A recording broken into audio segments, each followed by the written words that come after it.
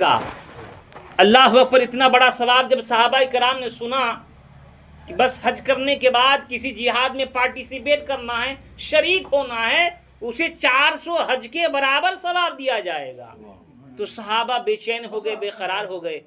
اب ہماری طرح تو وہ لوگ نہیں تھے کہ ہم ثواب سنیں تو ثواب کی بات سن کے خاموش بیٹھے رہے، نہیں، وہ صحابہ ایسے ہوتے جب سرکار کوئی بات کہتے کہ اس میں یہ ثواب ہے، وہ صحابہ فوراً اس کام کو کر لیتے تاکہ اس ثواب کو وہ حقدار ہو جائیں۔ اللہ اکبر کہتے ہیں جب اللہ کے رسول نے یہ اعلان کر دیا، ان صحابہ میں کچھ لوگ ایسے بھی تھے۔ اب آپ دیکھیے، میرے آقا نے جب اعلان کیا کہ یہ ثواب ہے، حج کرے، حج کرنے کے بعد کسی جہاد میں شریک ہو جائے، 400 حج کے برابر ثواب دیا جائے گا، تو ان صحابہ میں کچھ لوگ کمزور بھی تھے۔ اب سب جیسے ہمارے میں سب تو طاقتور نہیں ہیں، کچھ لوگ کمزور بھی ہیں، وہ لوگ لڑ سکتے ہیں؟ نہیں لڑ سکتے، کمزور لوگ تو نہیں لڑ سکتے۔ اب ان صحابہ میں کچھ لوگ ایسے بھی تھے جو کمزور تھے، لڑ نہیں سکتے۔ اب کچھ لوگ ایسے بھی تھے جو غریب تھے۔ اب مدینہ سے ٹریول کر کے مکہ جانا کم سے کم اس دور میں 1 مہینے کا سفر تھا، 1 مہینہ سفر کر کے وہ پہنچے گا مکہ۔ اب 1 مہینے کا سفر کا زیادہ راہ ہونا چاہیے، خرچہ پانی ہونا چاہیے، راشن پانی ہونا چاہیے، گھر کے اخراجات خرچے دے کر تب وہ جائے گا بندہ۔ اب اتنا پیسہ بھی کسی صحابی کے پاس نہیں۔ اب وہ سوچنے لگے دل ہی دل میں، یا اللہ، اللہ کے رسول نے اتنا بڑا آفر دیا ہے، اتنا بڑے ثواب کی بات بتائی ہے، حج کرنے کے بعد کسی جہاد میں شرکت کرنا پڑے گا، 400 حج کا ثواب مل جائے گا۔ اب ہم تو کمزور ہیں، ہم تو کسی جہاد میں لڑ ہی نہیں سکتے ہیں، اور کچھ صحابہ ایسے تھے جو حج ہی نہیں کر پائیں گے، مالدار تو تھے لیکن طاقت نہیں تھی، یا پھر جس کے پاس دولت تھی لیکن طاقت نہیں تھا۔ اب وہ لوگ دل ہی دل میں سوچنے لگے، کاش ہم لوگ بھی طاقتور ہوتے، کاش ہم لوگ بھی مالدار ہوتے، آج اللہ کے رسول کی اس بات پر عمل کر لیتے، ہم بھی 400 حج کے برابر ثواب کما لیتے۔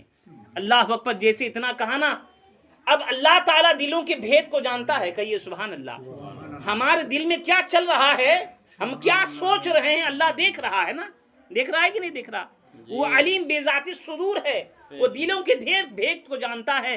اللہ تبارک و تعالیٰ نے جب صحابہ کی دلوں کو دیکھا، اللہ تبارک و تعالیٰ نے اپنے محبوب نبی کریم صلی اللہ تعالی علیہ وآلہ وسلم کی طرف اللہ نے وحی فرمائی، اور وحی میں یہ بتایا گیا، اے میرے محبوب سنو، اگر آپ کا کوئی امتی آپ پر 1 مرتبہ محبت سے درود پاک پڑھ لے گا، اسے 400 جہاد کے برابر ثواب دیا جائے گا۔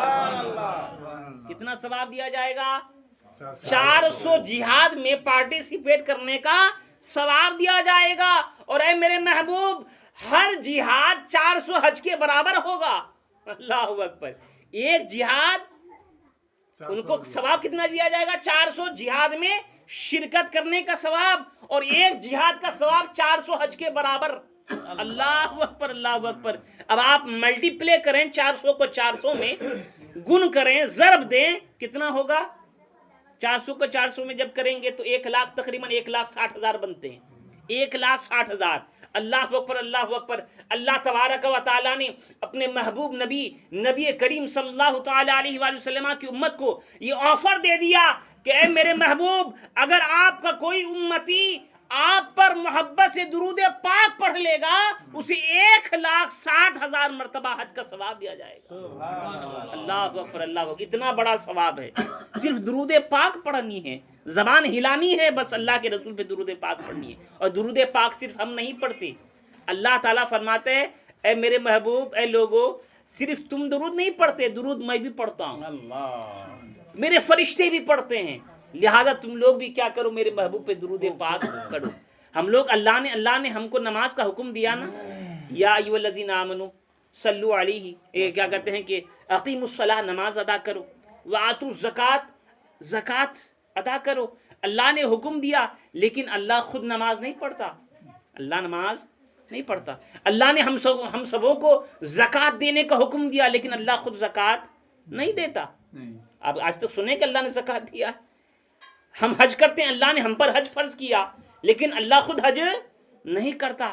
اللہ نے جتنی بھی چیزیں ہمیں حکم دی کرنے کا، اللہ ان میں سے ایک نہیں کرتا، لیکن ایک عمل ہے جو اللہ کہتا ہے کہ میں بھی کرتا ہوں تم لوگ بھی کیا کرو. سبحان اللہ. میں خود وہ عمل کرتا ہوں تم لوگ بھی کیا کرو. وہ کون سا عمل ہے؟ فرمایا وہ درود پاک ہے. کہیے سبحان اللہ.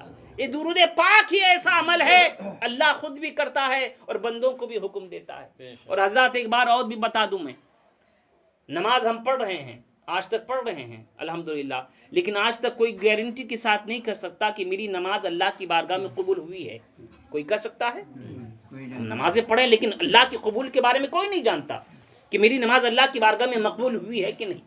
ہم اور آپ کیا، حضرت عمر فاروق رضی اللہ تعالیٰ عنہ اسلام کے دوسرے خلیفہ، عید کا دن ہے، دروازہ اندر بند کر کے رو رہے ہیں، زارو قطار رو رہے ہیں. لوگ دروازے پر آئے، فرمائے عمر فاروق دروازہ کھولے، کیا بات ہے؟ آج تو خوشی کا دن ہے، عید ہے، آج خوشی منانے کا دن ہے، آپ دروازہ بند کر کے رو رہے ہو، آخر بات کیا ہے؟ آخر وجہ کیا ہے؟ اللہ اکبر اللہ اکبر. حضرت عمر فاروق دروازے کے اندر سے آواز دیتے ہیں، لوگوں بے شک آج عید کا دن ہے، لیکن آج عید کا دن انہی لوگوں کے لیے ہے جن کے روزے اللہ کی بارگاہ میں قبول ہوئے ہیں. ان کے لیے عید کا دن ہے. اب میرے روزے اللہ کی بارگاہ میں قبول ہوئے یا نہیں ہوئے مجھے نہیں معلوم، اسی لیے میں رو رہا ہوں. اور جن کے روزے اللہ کی بارگاہ میں قبول نہیں ہوئے، رد کر دیے گئے، ان کے لیے وعید کا دن ہے، ان کے لیے آج سزا کا دن ہے. اللہ اکبر. عمر فاروق جیسے عمر فاروق جن کے بارے میں اللہ کے نبی نے فرمایا آسمان میں جتنے ستارے ہیں اتنی نیکیاں میرے عمر کی ہیں. وہ عمر فاروق سرکار فرماتے ہیں وہ عمر فاروق زارو قطار ہو رہے ہیں. تو ہم کس پلے میں ہیں؟ ہم لوگ کہہ سکتے ہیں کہ ہماری نمازیں قبول ہوئی ہے، ہمارے روزے قبول ہوئے ہیں، لیکن اتنی چیزیں ہم نماز پڑھ لیں، حج آپ کریں، کہہ نہیں سکتے کہ ہمارا حج اللہ کی بارگاہ میں قبول ہوا ہے، نہیں کہہ سکتے.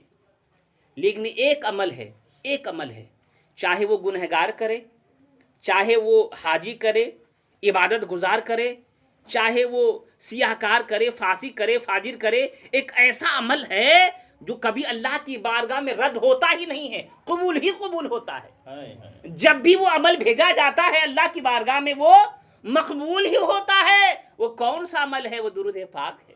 اللہ اکبر. وہ درود پاک ہے. حضرت سرکار مدنی میاں فرماتے ہیں کہ ہر انسان کے ساتھ یوں تو بہت سارے فرشتے ہیں، 70 فرشتے تقریباً، لیکن 4 فرشتے ایسے ہیں، ایک فرشتہ دائیں جانب ہے، ایک بائیں جانب ہے، ایک پیچھے ہے، ایک آگے ہے، اور ایک فرشتہ پیشانی پر ہے. کہاں ہے؟